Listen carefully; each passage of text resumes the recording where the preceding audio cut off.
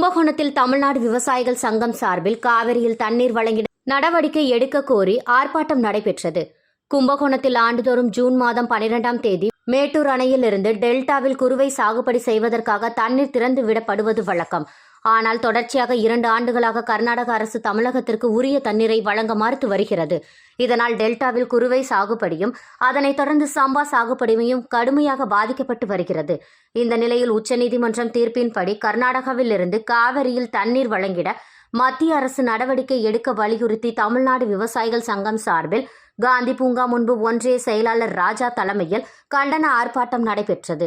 இந்த ஆர்ப்பாட்டத்தில் மாவட்ட பொருளாளர் பழனி ஐயா, மாவட்ட துணைத் தலைவர் கணேசன், மாநில குழு நாகராஜன், திருவள்ளூர் விவசாயிகள் நலசங்க ஒன்றிய தலைவர் கலைமணி, ஒன்றிய தலைவர் சுகாதரன் மற்றும் நிர்வாகிகள், பொறுப்பாளர்கள் உள்ளிட்ட ஏராளமானோர் கலந்து கொண்டு கண்டன முழக்கங்களை எழுப்பினர்.